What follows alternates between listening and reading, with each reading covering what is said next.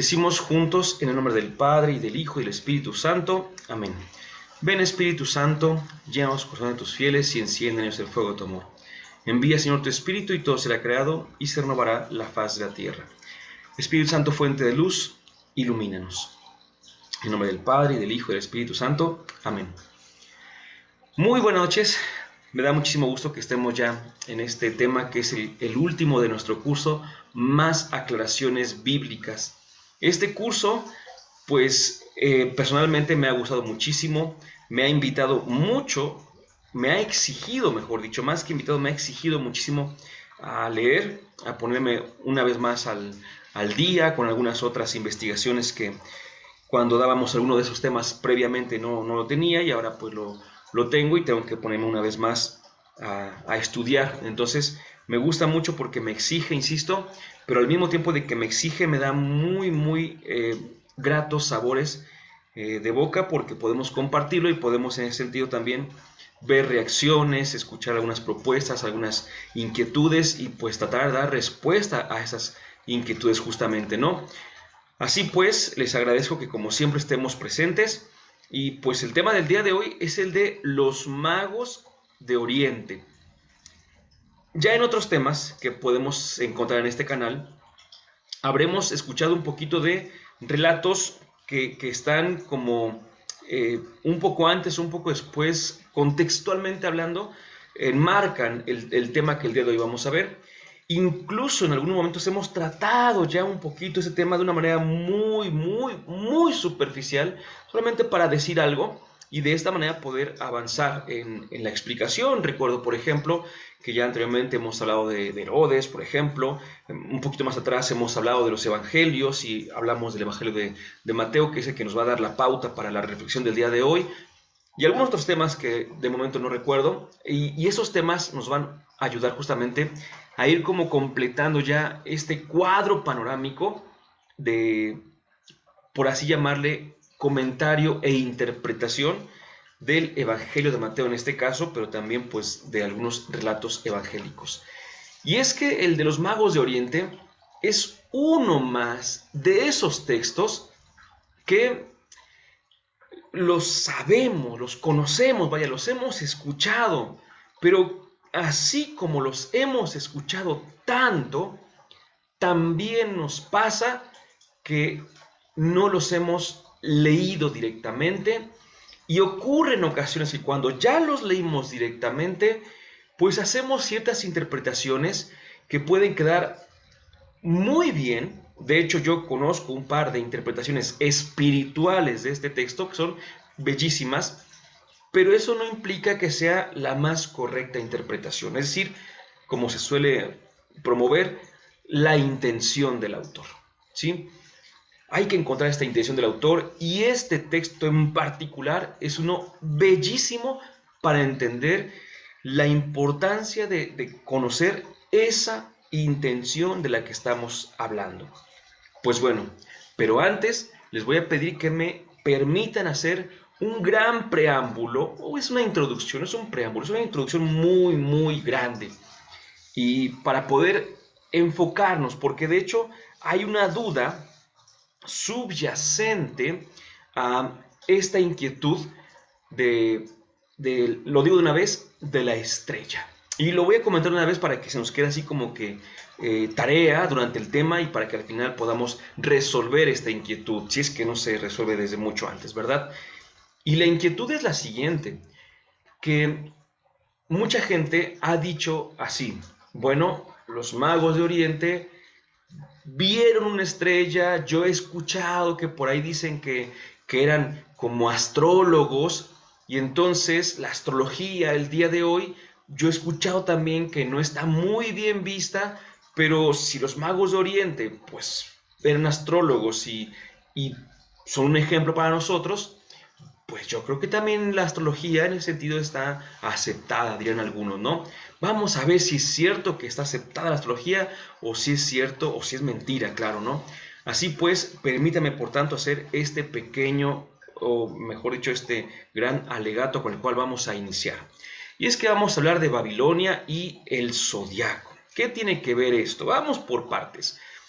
En primer lugar, yo creo que todos hemos tenido la experiencia de que estemos en alguna playa y que por la noche veamos cómo la marea baja.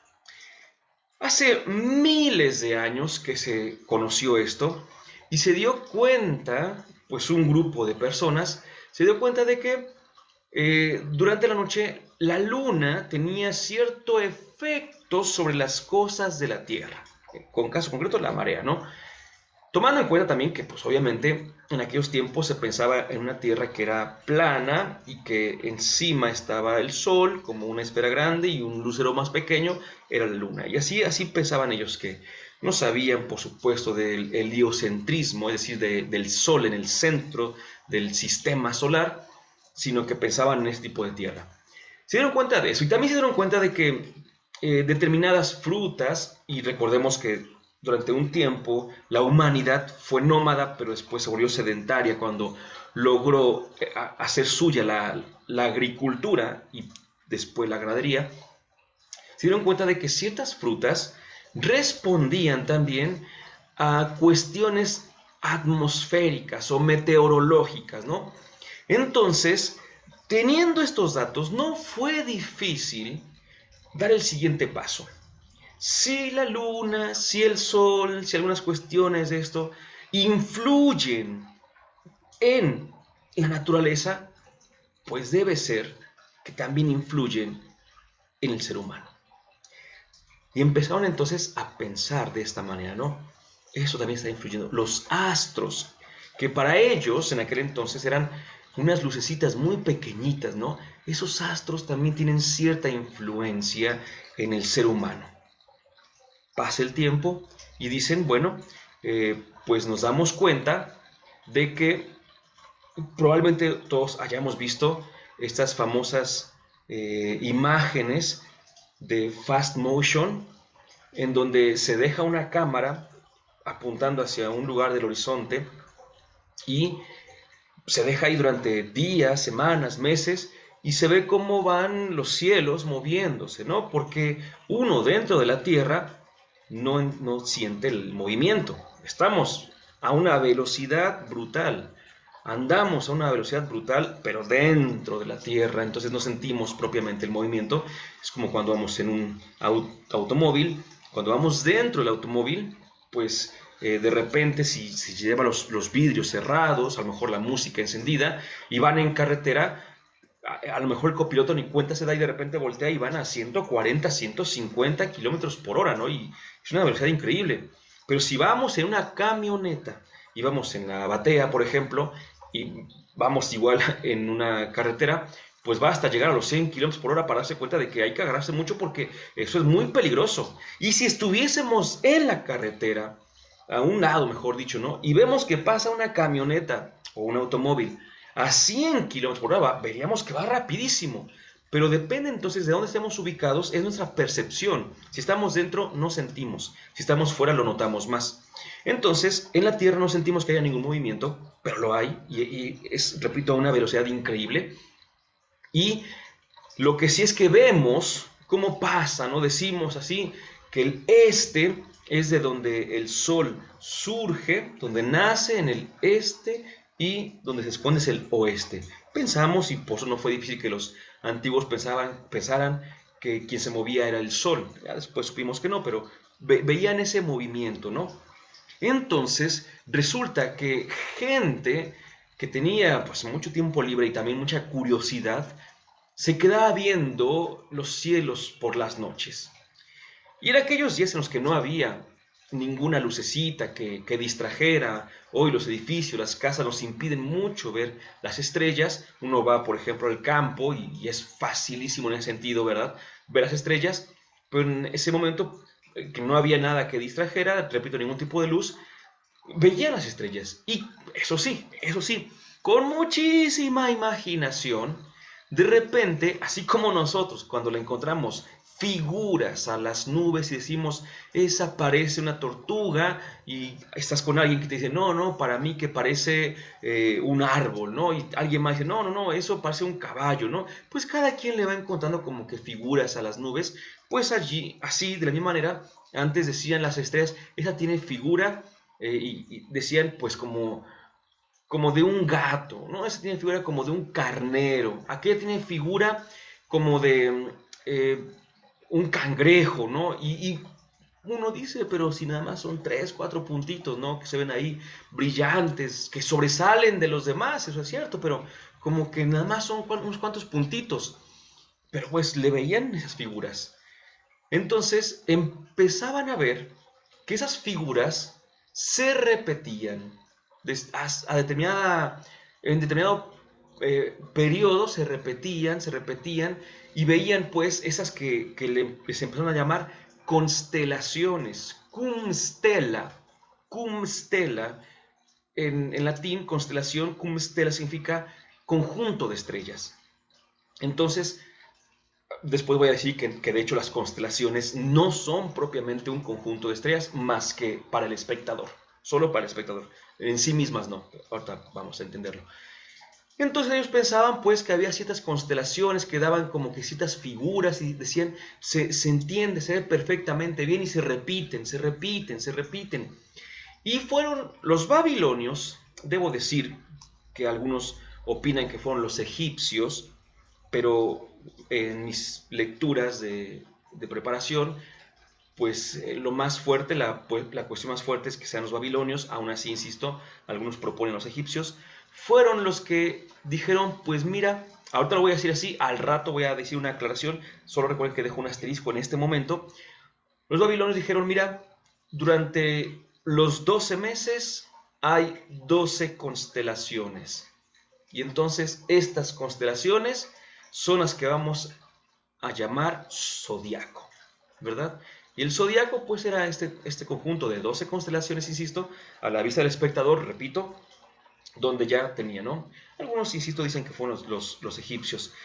Lo que es cierto es que el imperio babilónico, estoy hablando de unos 3000 años más o menos, un poquito menos, un poquito más, pero este imperio, de hecho fue menos, este imperio después fue visitado, por así decirlo, por el imperio griego y Alejandro Magno, que le encantaba mucho este tipo de cosas de las estrellas, pues se adueñó estas constelaciones, esta idea del zodiaco, y entonces los griegos, ustedes deben recordar que tenían un cúmulo de mitos, mitos teogónicos, cosmogónicos, antropogónicos. Teogónicos es de orígenes de dioses, antropogónicos orígenes de hombres y cosmogónicos origen de todo lo que existe. Entonces tienen una cantidad de mitos increíbles, ¿no? Debemos recordar el famoso panteón griego. Panteón significa el conjunto de todos los dioses, no es el panteón como el cementerio para nosotros, sino todos los dioses. Entonces, recordemos a Zeus, por ejemplo, ¿no? Hera, Cronos, entre otros, ¿no? Ahí tenemos todos los dioses y semidioses que tienen los griegos. Y ellos tenían estos mitos y leyendas. Y entonces aquí se hizo una gran cualidad, ¿no? Porque dentro de esos mitos decía, no, pues es que fulanito tuvo hijos con fulanita, y esos hijos eran unos gemelos, y ahí está Géminis, ¿no? Y empezaron a nombrar así las constelaciones y demás del zodiaco con ese tipo de nombres, ya saben, Cáncer, Capricornio, Géminis y demás. Y pues bueno, entonces, unamos todo esto, tomemos todo esto, y ¿qué se empezó? Al día de hoy, obviamente, ya está muy tergiversado todo, pero también muy acomodado también, ¿no? Pero el día de hoy, entonces, ¿qué es lo que se cree? Se cree, por ejemplo, que hay ciertos, los horóscopos dicen, los astros influyen en tu vida. No solamente influyen, sino que la determinan totalmente, ¿no? Y entonces, pues ahí está. El día de hoy sabemos que eso no es cierto, por supuesto, ¿no? Ya dijimos y ya entendimos por qué se podría pensar que hay una cierta influencia de los astros en los seres humanos, pero en realidad una cosa es las cuestiones físicas, como la gravedad, las cuestiones físicas, como la rotación, la traslación en torno a ciertos, de la Tierra, ¿no? Por así decirlo, y que por eso también influyen en la agricultura y demás, pero eso no quiere decir que los astros tengan como una voluntad que nos rija a nosotros. Por eso es necesario que digamos que Para el cristiano, por supuesto, los horóscopos, pues no es tampoco que sea algo como satánico, ¿no? Por ahí vi algo de un horóscopo negro y demás, pero no nos referimos a eso, ¿no? Pero hay gente que sataniza todo, todo, todo, todo, todo, todo, todo, ¿no?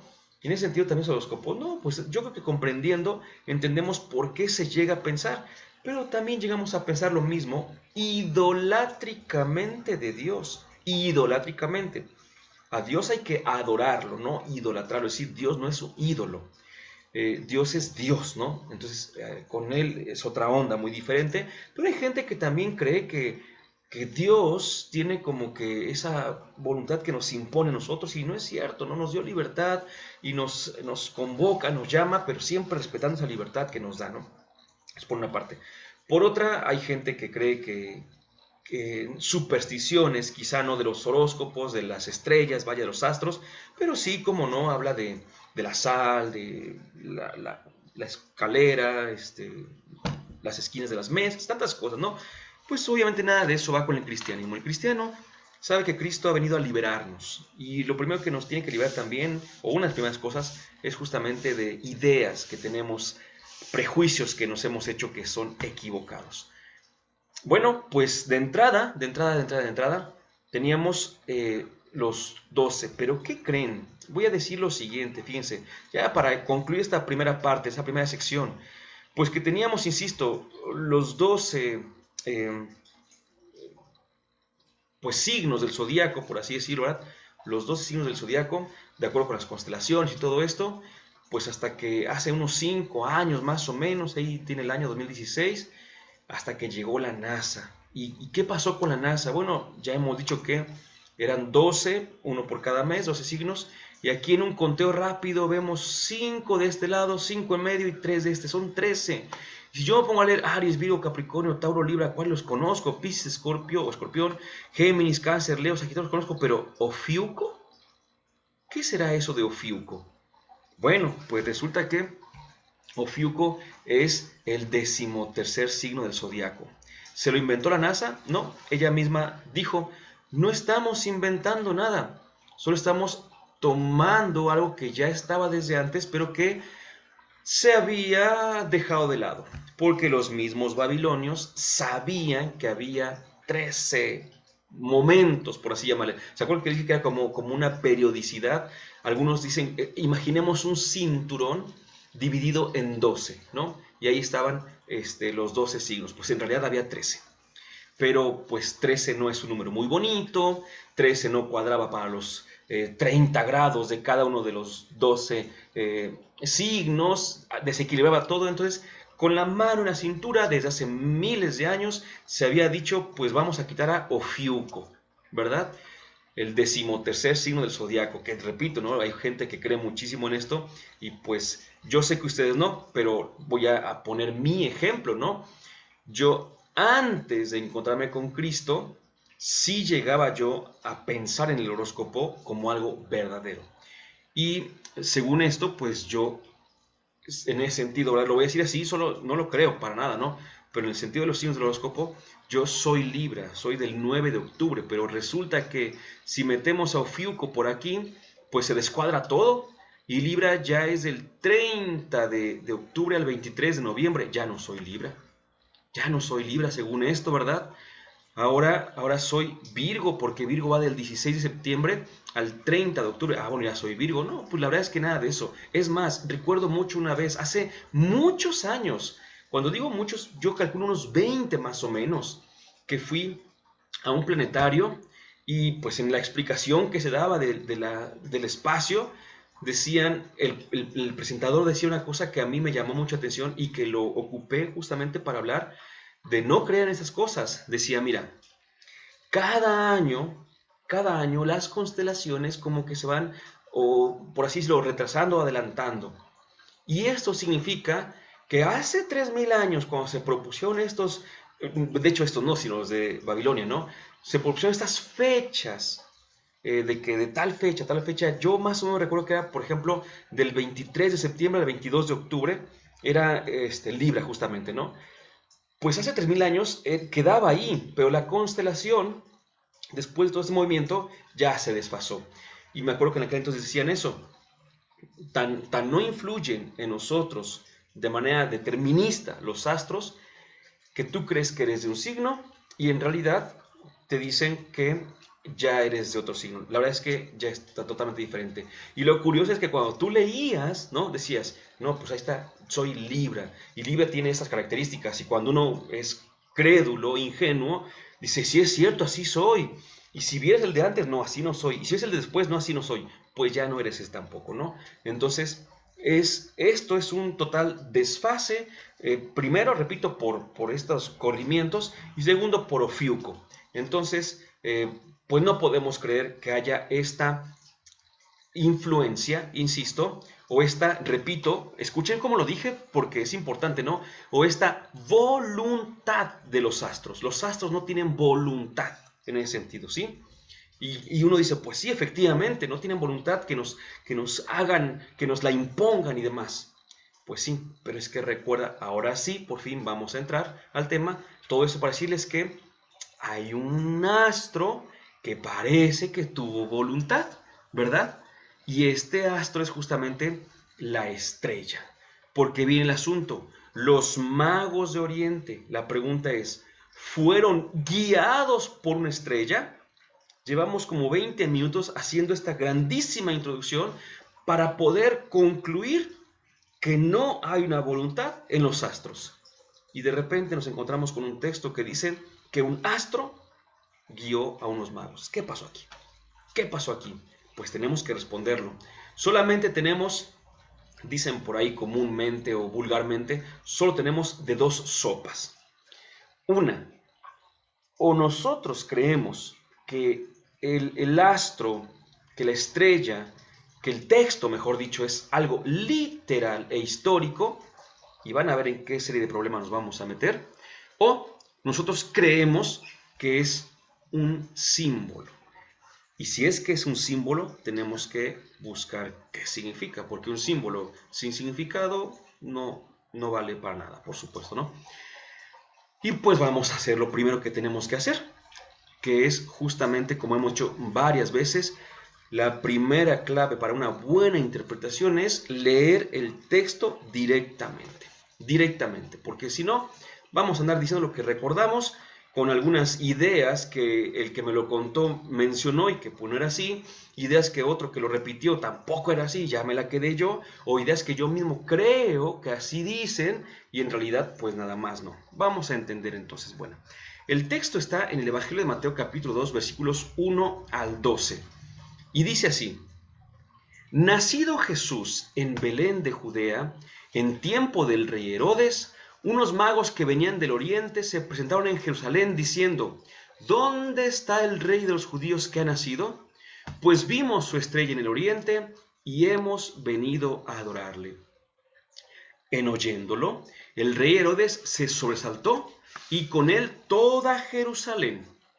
Convocó a todos los sumos sacerdotes y escribas del pueblo, y por ellos se estuvo informando del lugar donde había de nacer el Cristo. Ellos le dijeron: en Belén de Judea, porque así es escrito por medio del profeta. Y tú, Belén, tierra de Judá, no eres, no, la menor entre los principales clanes de Judá, porque de ti saldrá un caudillo que apacentará a mi pueblo Israel. Continúa la lectura. Entonces Herodes llamó aparte a los magos y por sus datos precisó el tiempo de la aparición de la estrella. Después, enviándolos a Belén, les dijo: Id e indagad cuidadosamente sobre ese niño, y cuando le encontréis, comunicádmelo, para ir también yo a adorarle. Ellos, después de oír al rey, se pusieron en camino, y he aquí que la estrella que habían visto en el oriente iba delante de ellos, hasta que llegó y se detuvo encima del lugar donde estaba el niño. Al ver la estrella, se llenaron de inmensa alegría. Entraron en la casa, vieron al niño con María, su madre, y postrándose le adoraron. Abrieron luego sus cofres y le ofrecieron dones de oro, incienso y mirra. Y, avisados en sueños que no volvieran donde Herodes, se retiraron a su país por otro camino. Amén. Bien, vamos entonces a dar una palabra sobre cada una de estas situaciones. Por eso le he llamado aquí ficha mínima, porque de cada uno de estos tenemos que hacer algún brevísimo, pero brevísimo comentario. Puedo sugerirles, puedo de alguna manera recomendarles, ¿verdad? Dos textos, tengo varios aquí, pero dos textos que a mí me ayudaron muchísimo para poder preparar el tema del día de hoy. El primero de ellos es de Salvador Carrillo Alday, un sacerdote mexicano que tiene poco tiempo que falleció. Salvador Carrillo Alday. El libro se llama El Evangelio de San Mateo. El Evangelio de Mateo. Y el otro texto que también es muy bueno, cuanto más, se llama El nacimiento del Mesías, de Raymond Brown. Ambos biblistas, por supuesto, ¿verdad? Repito, yo insisto, puede ser que tengamos muy buenas reflexiones teológicas, pero hay que preguntarnos qué es lo que en realidad el texto está diciendo.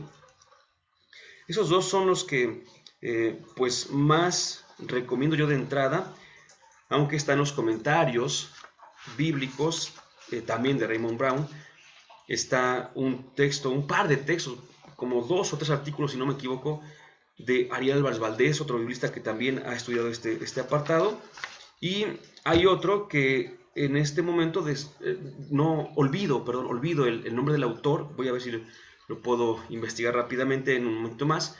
Pero es una colección que se llama Biblioteca Bíblica Básica. De esta colección de Biblioteca Bíblica Básica también hay un apartado que vamos a leer y que yo espero que nos ayude muchísimo para comprender justamente todo esto, ¿no? Entonces tenemos que ir dando algunos datos para poder entender mucho mejor ese texto. Jesús en Belén. En primer lugar, se dice ya el nombre. Recordemos que el nombre, perdón, para los judíos, el nombre ya implicaba la misión. Recuerden eso, por favor, porque el texto, como hemos escuchado, dice, nacido Jesús en Belén de Judea.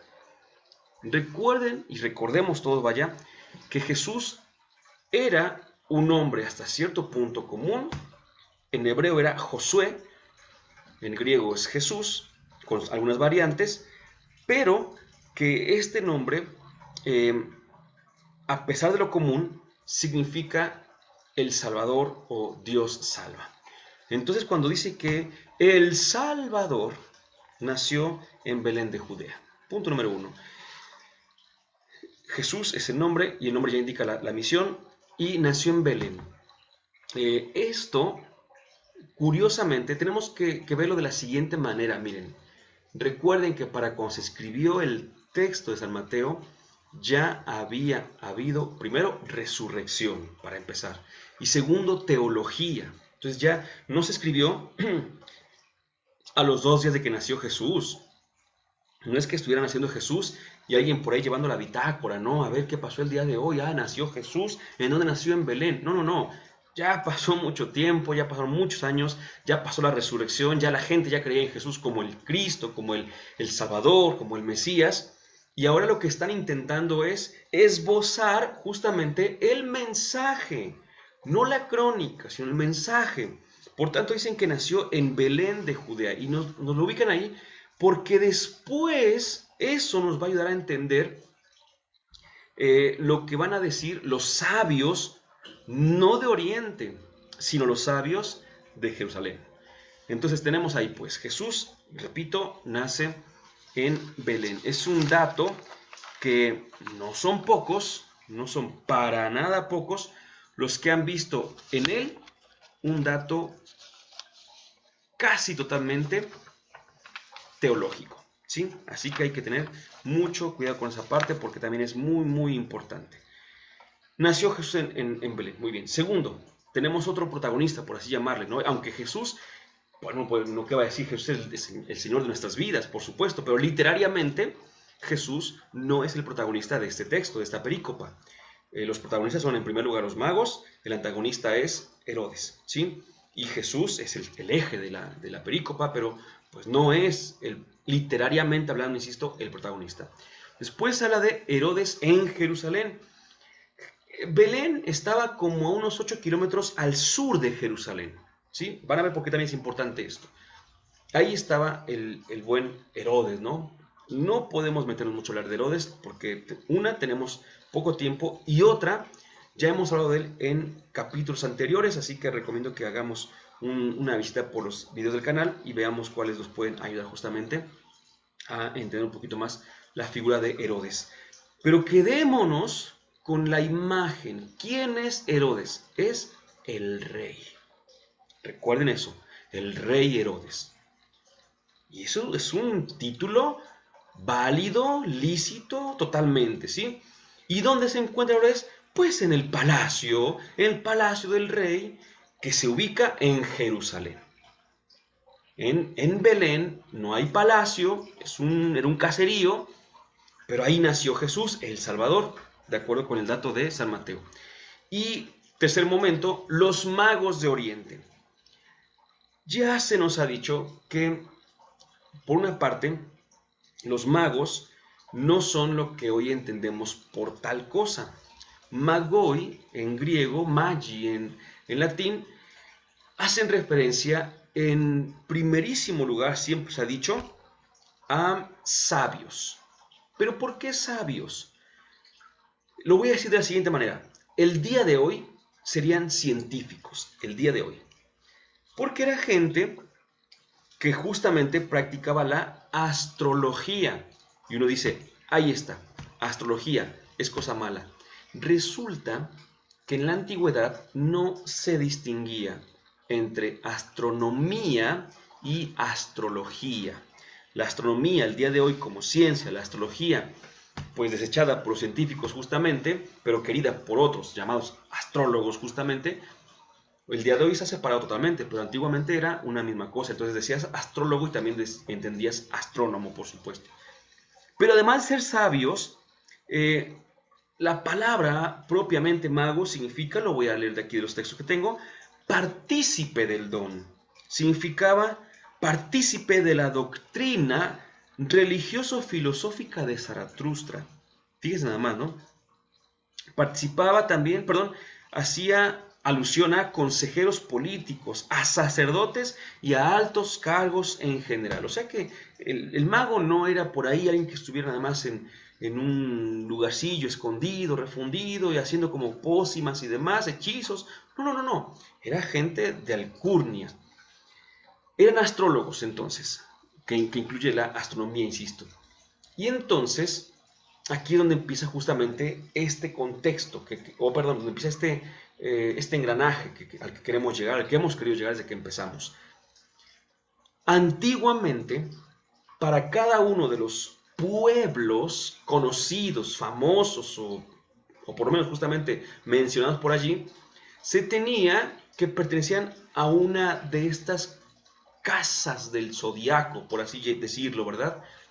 Y entonces se pensaba que tal constelación era la que le correspondía al pueblo judío.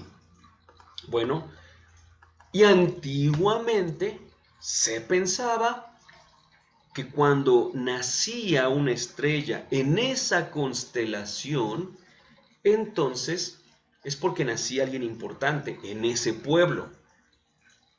Y en este caso, pues se pensaba que nacía un rey. Por eso los magos estaban viendo los cielos nocturnos y de repente en la constelación propia del pueblo judío ven una estrella que nace y dicen, ha nacido un rey. Y se ponen en marcha. Viene aquí una cosa importantísima, porque incluso algunos han dicho que cómo es posible que hayan seguido la estrella. Pero es que el texto no dice que la siguieran. No dice que la siguieran de Oriente a Jerusalén. No dice que la siguieran. Dice así. Se presentaron en Jerusalén estos magos y preguntaron, ¿dónde está el rey de los judíos que ha nacido? Ellos sabían que había nacido un rey. ¿Y a dónde fueron? Pues a lo más lógico, pues al palacio, ¿verdad?, de Jerusalén. Y dice lo siguiente: pues vimos su estrella en el oriente y hemos venido a adorarle. No dice jamás, hemos seguido su estrella desde el oriente hasta acá y nos trajo aquí a Jerusalén. No, la vieron y ellos supusieron que si había nacido un rey, pues tenía que estar en el palacio. Una suposición totalmente válida, ¿no? Pero pues no se esperaban que el rey Herodes dijera: no, ¿cuál rey? Recordemos que el rey Herodes estaba enfermo de poder, y entonces cuando se entera de esto, ve su mundo, vaya, caerse, y por tanto planea ahí una estrategia para poder deshacerse de ese supuesto rey al que ve como un peligro para su reinado. Entonces dice, a ver, le llama, dice, a todos los sabios, ¿no? Dice, todos los sumos sacerdotes y escribas del pueblo, todos, ¿eh? Y les preguntó dónde había de nacer el Cristo.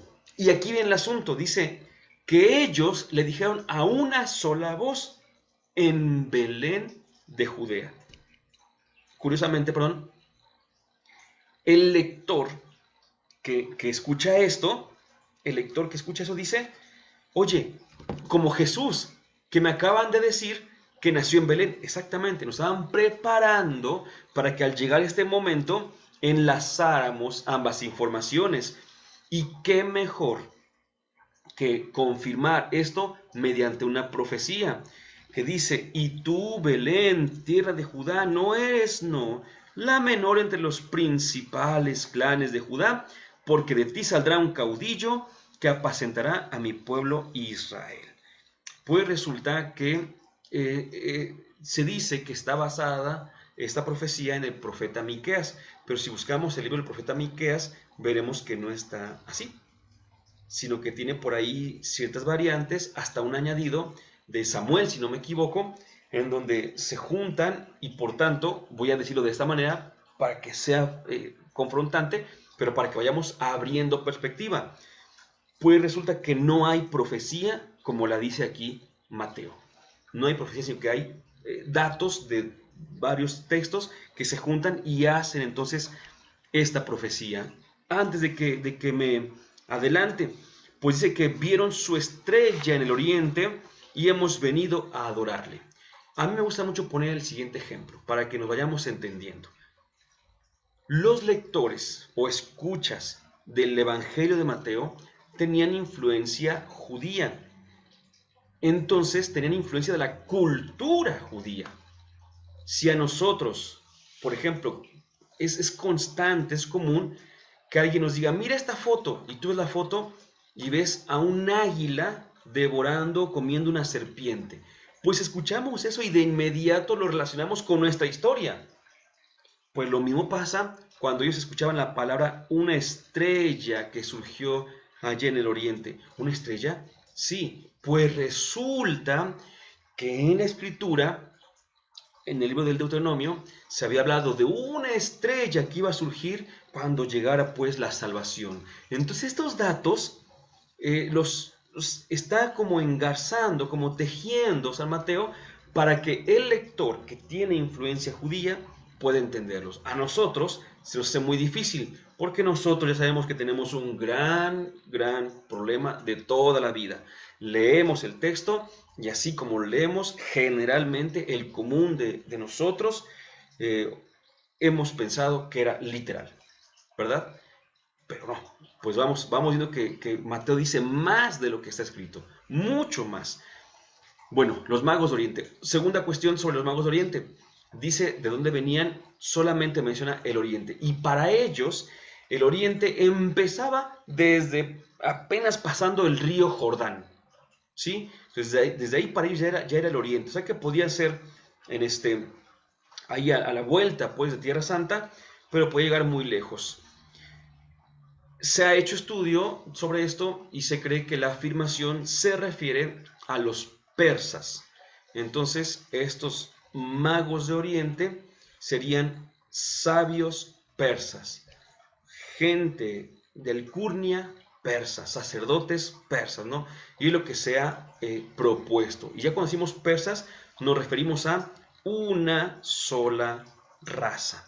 ¿Por qué es importante esto? Porque el día de hoy nosotros pensamos todavía en los... No pensamos en los magos de Oriente, pensamos en los tres reyes magos, ¿verdad? Híjole, pues vamos por partes. En primer lugar, la escritura no dice cuántos eran. Y alguien puede decir, pero pues si dieron oro, incienso y mirra, pues eran tres. ¿Y qué tal si dos llevaban el mismo regalo, por ejemplo, no? No, la verdad es que no dicen. Les voy a leer aquí, dice que algunas tradiciones, bueno, voy a leer completo el texto. Este texto que estoy ahora leyendo, hace rato leí otro autor, te leo a Carriol Day, dice, Mateo habla de unos magos.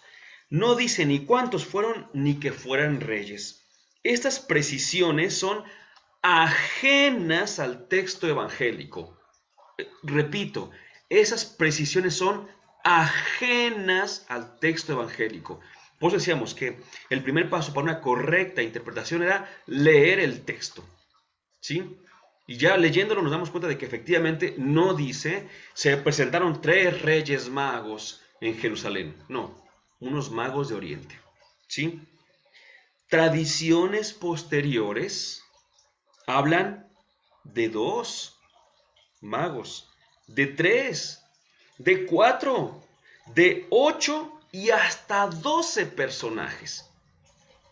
Los nombres, que por ahí también tenemos, ¿no? De Melchor, Gaspar y Baltasar, vienen de un manuscrito itálico del siglo IX, hasta el 800 años después de los hechos, por ahí alguien les pone hasta nombres, ¿verdad? Y el título de reyes procede tal vez, de una referencia implícita al Salmo 72, versículo 10, que dice, todos los reyes se postrarán ante él. Y pues es que ahí viene justamente, ¿verdad? Entonces, pues aquí está este asunto de los magos de Oriente. No sabemos, bíblicamente hablando, no sabemos cuántos eran, no dice que fueran reyes, y mucho menos dice, por supuesto, sus nombres, ¿verdad? Eso ya viene mucho tiempo después, demasiado, pero ya sustento bíblico no lo tiene. El punto que nos dio la pauta para iniciar, la estrella, ¿realmente era una estrella? Y fíjense que ha habido, perdón, intentos de responder. ¿Qué fue? Porque lo primero que dijeron fue, pues mira, es una nova. Otros dijeron, no, porque caminaron mucho tiempo, entonces era una supernova. La nova es muy brillante, pero es muy corta en duración para lo que se requiere aquí, ¿no? La supernova duraba un poquito más, por supuesto. Pero, no hay indicios históricos de ningún pueblo que diga que durante esos días se vio por allí una nova o una supernova. No con el nombre, por supuesto, porque los nombres son recientes, sino que dijeran que se vio algún fenómeno así, ¿no? Otros dijeron que era un cometa. De hecho, por eso muchos, el día de hoy, siguiendo esas ideas, muchos ponen en su pino navideño hasta arriba una estrella, pero muchos ponen la estrella como cometa, ¿verdad? Con su coletita de cometa, porque dentro de las interpretaciones de qué tipo de fenómeno meteorológico fue, pues dicen que fue un cometa, y por ahí decían que hasta el cometa Halley. Miren, se sigue haciendo investigaciones, viendo más o menos cuándo nació Jesús, y todo esto se dice que no hay, repito, dato que nos pueda corroborar ninguno de esos fenómenos. El que quizá más ha tenido énfasis en qué fue, así realmente qué fue, pues ya sabemos la conjunción de unos planetas. Venus y Júpiter, si no me equivoco, ¿verdad? Y que esos planetas, viendo sus propias elipses o su propio caminar, vaya, se me fue el nombre, se juntan y entonces, bueno, aparentemente, por supuesto, se juntan y su luz irradia muchísimo. Y entonces dicen, bueno, para mí que fue una conjunción de planetas. Y es la propuesta que para los que leen literalmente el texto es lo que más fuerza tiene. Sin embargo, nos encontramos con ciertas cuestiones un poco difíciles. Porque, recuerden que decíamos, si esto fue cierto, literalmente hablando, surgió esta conjunción que les indicó que se fueran a Jerusalén, y después de Jerusalén, después de que hablaron con el rey, se fue para abajo. No puede ningún fenómeno hacer eso. Ir, por así decirlo, de un lado a otro y luego como en perpendicular. Es imposible para empezar. Y pues otros dicen que qué curioso que lo vieron y que se detuvo justo debajo de donde estaba el niño, ¿no? Y pues dicen, pues obviamente porque estaba vacilando. Pero ¿cómo explicas astronómicamente ese movimiento? No se explica y entonces se recurre al milagro. Pues es que así lo quiso Dios, así lo hizo Dios. Pero habría sido un milagro muy mal hecho. ¿Por qué? Porque por ahí dicen algunos, ahorita voy a decir quiénes, dicen algunos que estuvo tan mal que por culpa de ese movimiento murieron, y así lo dicen, miles de inocentes. Ya hablamos de cuántos pudieron haber muerto, ¿no? En dado caso, pero que murieron muchos inocentes por eso. O sea, fue como, por así decirlo, como una gran equivocación de Dios. Perdón.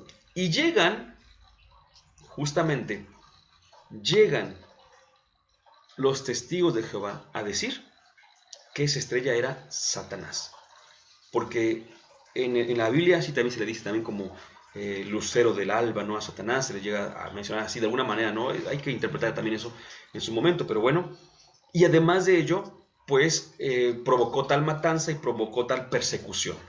Híjole, es que, repito, seguimos como leyendo, literalmente, ¿no? Dice un autor lo siguiente: este relato presenta las diversas reacciones ante el nacimiento de Jesús. Escucha, el relato nos va a presentar las diversas reacciones. Se trata de un relato midrásico-hagádico. ¿Qué palabra es esa? Es una palabra que los estudiosos utilizan. Es decir, escuchen qué bonito, de una escenificación de textos del Antiguo Testamento que recogen la promesa hecha a los judíos exiliados y a los gentiles de que en los tiempos escatológicos vendrían a adorar y a ofrecer dones a Jerusalén. Se trata entonces de un relato midrásico-hagádico. Voy a leer rápidamente algo que está de este mismo autor. Dice, el dato de la estrella remite a los ambientes del oriente de Persia, ¿no? En que se cultivaba la astrología y se adjudicaban estrellas a las personas, ya lo estamos compartiendo, por supuesto. Por otra parte, en el judaísmo de la época había sectores que atribuían al Mesías la estrella de que hablan Números. Perdón, hace rato dije Deuteronomio, no, me equivoqué, es Números 24:17. Se ha hablado del cometa Halley, que apareció el año 12 antes de Cristo, y de la conjunción de Júpiter y Saturno en el signo de Piscis, que tuvo lugar 3 veces el 7 antes de Cristo. Yo dije Venus, Saturno o Júpiter, no sé qué dije, pero Júpiter y Saturno. Pero realmente, escuchen cómo lo menciona, realmente no es necesario buscar precisiones de este tipo, dado el género literario del relato. Para Mateo, los magos, recuerden que o era literal, pero hay muchísimos problemas, o es un símbolo que hay que entender. Para Mateo, los magos representan a la gentilidad, que por sus medios intuye la presencia del Mesías y lo busca por sus propios medios, pero necesita la escritura de Israel para encontrarlo. Bellísimo, bellísimo. Voy a continuar aquí porque en la siguiente es donde hago este conjunto de ideas. ¿Qué otros datos tenemos en la ficha mínima? A ver, entonces la estrella ya dijimos, no se trata pues de una estrella literalmente hablando, ¿sí? Porque, insisto, uno se preocupa pensando si fue el cometa, si fue la nova, si fue la supernova, si fue la conjunción de planetas, si fue lo que sea. No, lo que pasa es que no se trata de un fenómeno literalmente o histórico hablado, ¿no? Entonces es un símbolo que ahorita vamos ya a aterrizar todavía más. La Madre María es una cuestión impresionante. ¿Por qué? Porque María está presente en ese momento. José no. Curiosamente, para ese entonces, el culto a María ya había crecido mucho. Entonces, ya María tiene un lugar particular dentro de las escrituras, a diferencia, por supuesto, por ejemplo, de la misma mentalidad judía, en la cual el importante era el varón, pues aquí la mujer es la que está presente y no está José, porque, escuchen esto que le voy a decir ahora, este relato es una anticipación evidente de lo que va a acontecer después, evidente. Los dones, oro, incienso y mirra, algunos ven en ellos justamente esta triple dimensión de Jesús, pero recordemos pues que es una interpretación espiritual, si queremos verlo así, porque el oro haría referencia a su ser regio, su ser rey, vaya, el incienso a su dimensión de Dios, y la mirra haría alusión, algunos lo dicen así, a que es profeta, pero también haría alusión al dolor y al sufrimiento, ¿sí? que tuvo que pasar Jesús. Y la cuestión más hermosa que a mí me gusta mucho de esto es que dice que una vez que dejaron a Jesús, volvieron a sus tierras, pero por otro camino. Y a mí me gusta mucho que una vez le escuché esto, que decía, nadie que se ha encontrado realmente con Jesús vuelve por los mismos caminos. Vuelve por sus caminos de antes. Nadie que realmente se ha encontrado y ha querido adorar a Jesús, reconocerlo como su Señor, nadie vuelve por donde mismo. Es decir, si yo soy mentiroso, ladrón, violento, y me encuentro con Jesús y lo acepto, lo reconozco como los magos, lo adoro, vaya, pues yo no puedo seguir siendo mentiroso, no sé qué dije, violento, ladrón, no sé qué dije, no puedo seguir siendo lo mismo. Tengo que volver a lo mío, en el sentido de a mi vida, pero por otros caminos. Y eso para mí es un mensaje preciosísimo. Por eso digo que interpretaciones o, espirituales y demás, pues hay muchísimas, muchísimas, pero ¿cuál es la intención del autor al proponernos este texto? Y vamos entonces a concluir con ella. ¿Cuál es el mensaje? Resulta que decíamos que se va a anticipar y se anticipa de una manera muy, muy interesante. Herodes es el símbolo de los judíos. Los magos son símbolo de los pueblos paganos, los gentiles, los no judíos.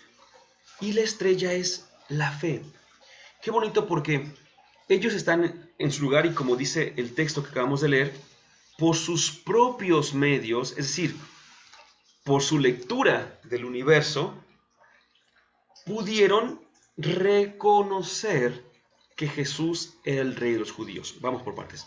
Pudieron reconocerlo, pero para poder llegar a Jesús había que pasar por los judíos, personificados en Herodes. Los judíos que tienen a su favor la Sagrada Escritura. Para que los gentiles, aún sin ser judíos, pudieran llegar a Jesús, requirieron leer la Biblia. Así por decirlo, ¿no? 2 palabras, 3 palabras, leer la Biblia. Imagínense, qué interesante, porque el texto utiliza un verbo bien, bien bonito. Cuando dice que llegaron a la casa y que se alegraron al ver la estrella sobre la casa y que estaba María con el hijo, y dice que se arrodillaron y lo adoraron. El verbo es proskineo.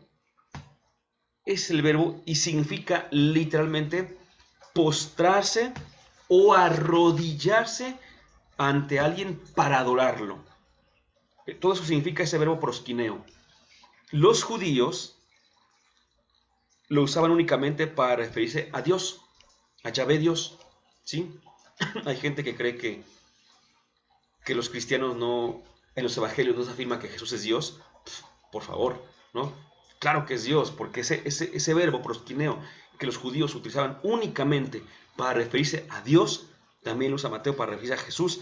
Y en el mundo pagano se usaba para las divinidades, ¿no? Para cualquier divinidad. Por eso es que hay una preciosa unión entre lo que hacen los magos de Oriente, que se postran, lo adoran, lo reconocen como Dios. En una sola expresión, lo reconocen como Dios. Pero fíjese qué interesante entonces, porque esto abre unas perspectivas increíbles que nos van a confrontar muchísimo. Repito, no se trata pues de una crónica tal cual de lo que aconteció aquella ocasión, ¿no? No. Relato midrásico jagádico. Significa que es una personificación de textos que los ponemos aquí, iluminados y sostenidos, aquí donde se encuentra la verdad, sostenidos por lo que pasa después. Es decir, si en este caso, si Mateo afirma que los magos se arrodillaron ante Jesús reconociéndolo como Dios, es porque Mateo ya había escrito esto cuando Jesús ya había resucitado, cuando ya sabían que Jesús era Dios. Entonces tienen toda la licencia literaria para poder decir que los magos lo reconocieron como Dios, porque ellos sabían que Jesús pues siempre había sido Dios. ¿Por qué decía que el mensaje no va a confrontar? Porque los judíos fueron el pueblo elegido. De hecho, podemos seguir diciendo que son el pueblo elegido. Pero tuvieron un pequeño error al interpretar esta expresión. Somos el pueblo elegido, por supuesto. Pero no significa que sean ni el único pueblo, ni los más grandes. Sino que de hecho, los elegidos tienen que servir a los otros. Los que llegan primero tienen que servir a los que llegan después. Y en este caso, el Evangelio de Mateo se escribió unos 30 años, 40 años después de Jesús, después de la resurrección de Jesús, cuando ya los judíos habían escuchado el mensaje y el común de los judíos había rechazado a Jesús como Mesías.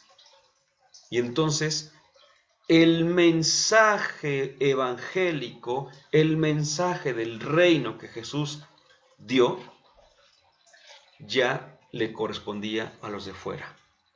Y esto está en sintonía con los evangelios. Porque dice, por ejemplo, San Lucas, al final de Lucas y al principio de Hechos, que dice que se va a predicar a todos. Dice San Marcos, vayan y prediquen, anuncien a todos. Y dice San Juan, si se acuerdan en el prólogo tan hermoso que tiene, dice, vino a los suyos y los suyos no lo recibieron. Es exactamente la misma verdad que está contando Mateo, al decir que todo Jerusalén se sobresaltó al conocer de Jesús, al saber de Jesús. Los suyos no lo recibieron. Es el mismo mensaje, solo que Juan escribe de una manera y Mateo escribe de otra, pero es exactamente lo mismo. ¿Pero por qué nos va a confrontar? Porque nosotros también hemos sido elegidos, pero muchas veces tomamos también la misma postura de los judíos, que nos sentimos elegidos y empezamos a vivir en lugar de esa vida plena en Jesús, empezamos a vivir la soberbia de sabernos elegidos.